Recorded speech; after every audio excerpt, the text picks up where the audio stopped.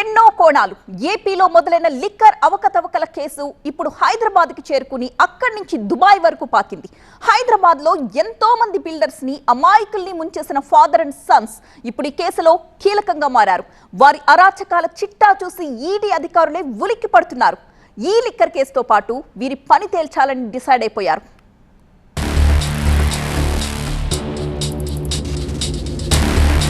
హైదరాబాద్లో ఉన్న వాళ్ళంతా అమాయకులే, ఈ ఇద్దరు తప్ప. ఎందుకంటే వీళ్లకున్న బ్రెయిన్ ని మ్యాచ్ చేయడం ఎవరి తరమూ కాదు. వీళ్ళు చేస్తున్నది బిజినెసే, కానీ అంతా ఇల్లీగలే. వీళ్ల పేర్లు సునీల్ అహూజా అండ్ ఆశీష్ అహూజా. ఈ తండ్రి కొడుకులు చేసేది హవాలా బిజినెస్. లెక్క ఉండదు, పత్రం మిగలదు. వీళ్లను పొరపాటున హెల్ప్ అడిగామంటే మన ఆస్తులు గుల్లైపోవాల్సిందే. ఈ ఇద్దరు చేసే బిజినెస్ ఏపీ లిక్కర్ స్కామ్ వరకు వెళ్ళిందంటే ఈ ఇద్దరి నెట్వర్క్ ఎక్కడి వరకు పాకిందో మనం అర్థం చేసుకోవచ్చు. సునీల్ అహూజా, ఆశీష్ అహూజా ఈ ఇద్దరు హవాలా బిజినెస్ లో కింగ్ పిన్స్.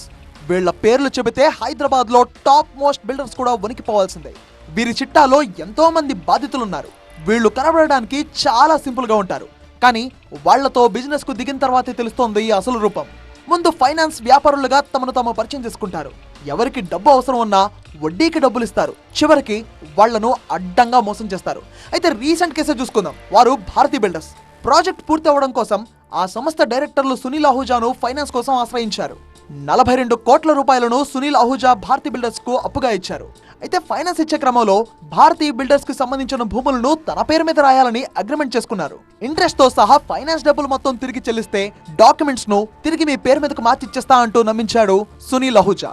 తీసుకున్న 42 కోట్ల రూపాయలకి అదనంగా 102 కోట్ల రూపాయలు చెల్లించారు భారతీ బిల్డర్స్. కానీ అహూజా నుంచి ల్యాండ్ పేపర్స్ మాత్రం వెనక్కి రాలేదు. తమ ల్యాండ్ పేపర్స్ తమకివ్వాలని అనేక సార్లు భారతీ బిల్డర్స్ వారి దగ్గర ప్లాట్లు తీసుకున్న బాధితులు మొరపెట్టుకున్నా సరే ఫలితం లేకుండా పోయింది.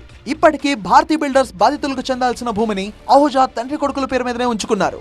అంటే ఇన్వెస్ట్మెంట్ చేయడం కోసమని ఫస్ట్ సునీల్ కుమార్ అహూజాను కలిశాడంట. కలిసిన తర్వాత అతను ఏం చేశాడంటే డబ్బులు ఇచ్చాడంట. డబ్బులు ఇచ్చి ఇంట్రెస్ట్ చూపించేసి తర్వాత మీరు ఇంట్రెస్ట్ కట్టట్లేదు కదా, మీరు మాకు డబ్బులు పే చేయట్లేదు అని ల్యాండ్ను రిజిస్ట్రేషన్ చేయించేసుకున్నాడు అతను. ఈఓడబ్ల్యూలో కూడా కేసు అయింది. ఇప్పుడు ఈడీకి కూడా వెళ్ళిందంట. మరి ఎందుకండి మరి ఇంత సునీల్ కుమార్ అహూజా అనే అతను ఇంతమందిని చీట్ చేస్తున్నారు కదా, మరి ఎందుకు పట్టించుకోవట్లేదు? అయితే కొద్ది రోజుల క్రితం సైబరాబాద్ మోకిలా పిఎస్ లో సునీల్ అహూజాపై కేసు నమోదైంది. ఫరీద్ అనే రియల్ ఎస్టేట్ వ్యాపారి అహూజాల దగ్గర 17 కోట్ల రూపాయల ఫైనాన్స్ తీసుకున్నాడు. ఆ సమయంలో శంకర్పల్లితో పాటు మోకిలా ప్రాంతాలకు చెందిన భూములను షూరిటీ కింద ఇచ్చాడు. తర్వాత తిరిగి 22 కోట్ల రూపాయలను ఫరీద్ చెల్లించినా సరే ఆ భూమి పత్రాలను మాత్రం వెనక్కివ్వకుండా తన పేరు మీదకు మార్చుకున్నాడు సునీల్ అహూజా. ఇలా 1 కాదు 2 కాదు, ఎక్కడ చూసినా సరే ఫైనాన్స్ మాటున ల్యాండ్ డాక్యుమెంట్స్ ను అక్రమంగా తమ పేరు మీదకు మార్చుకుంటూ బాధితులను ముంచేస్తున్నారు ఈ ఇద్దరు తండ్రి కొడుకులు.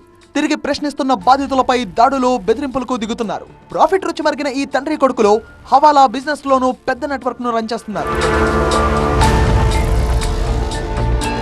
ఏపీ లిక్కర్ స్కామ్ పై ఈడీ అధికారులు ఫోకస్ చేశారు.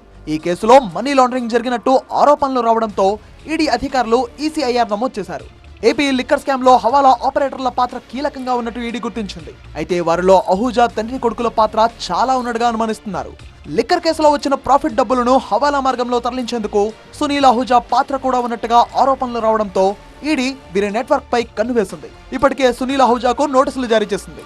ఏపీ లిక్కర్ స్కామ్ లో వచ్చిన డబ్బు మొత్తాన్ని హవాలా ఏజెంట్ల ద్వారా విదేశాలకు మళ్లించినట్టుగా ఆరోపణలు ఉన్నాయి. ప్రస్తుతం వీరిద్దరూ తెలుగు రాష్ట్రాల్లో కాదు, ఏకంగా దేశంలోనే లేరు. హైదరాబాద్ విడిచిపెట్టి దుబాయ్ కి మకాం మార్చినట్టుగా దర్యాప్తు అధికారులు గుర్తించారు. దుబాయ్ కేంద్రంగా 2 కంపెనీలను ఏర్పాటు చేసుకుని హవాలా డబ్బు మొత్తాన్ని ఆయా కంపెనీలకు మళ్లిస్తున్నట్టు దర్యాప్తులో బయటపడింది. అబుదాబిలో ఉన్న గ్లోబల్ ఐటీ సొల్యూషన్స్ తో పాటు ఆక్యురా టెక్నాలజీస్ సంస్థలకు పెద్ద మొత్తంలో ఏపీ లిక్కర్ స్కామ్ నిధులు వెళ్లినట్టుగా అధికారులు గుర్తించారు. వీరి పేరు మీద ఇక్కడ 12 కంపెనీలు ఉన్నాయి. ఈ కంపెనీల ద్వారా ఫైనాన్స్ చేస్తూ రియల్ ఎస్టేట్ వ్యాపారులు, బిల్డర్స్ ను నట్టెట్టా ముంచారు.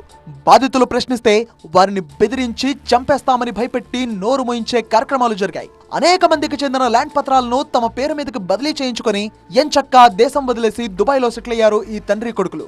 వీరి మూలాన అనేక రియల్ ఎస్టేట్ ప్రాజెక్టులు సైతం పెండింగ్ లో పడిపోయాయి. ప్రస్తుతం వీరిని పట్టుకునేందుకు 2 రాష్ట్రాల పోలీసులతో పాటు ఈడీ అధికారులు సైతం ప్రయత్నిస్తున్నారు. ఏపీ లిక్కర్ స్కామ్ లో వీరి పాత్రతో పాటు అనేక మంది బాధితులు ఇచ్చిన ఫిర్యాదుపైన దర్యాప్తులు చేస్తున్నారు అధికారులు. ఇప్పటికే వీరిపై పదుల సంఖ్యలో కేసులు నమోదయ్యాయి. అటు హైదరాబాద్ CCS తో పాటు సైబరాబాద్ ఎకనామిక్ వింగ్ లో వీరిపై అనేక కేసులు నమోదయ్యాయి. వీరిద్దరూ బయటకు వస్తే లిక్కర్ స్కామ్ లో మరింత మంది నిందితులు కూడా బయటకు వచ్చే అవకాశాలున్నాయి. అయితే ఇటు తమకు న్యాయం చేకూరుతుందని అనుకుంటున్నారు బాధితులు.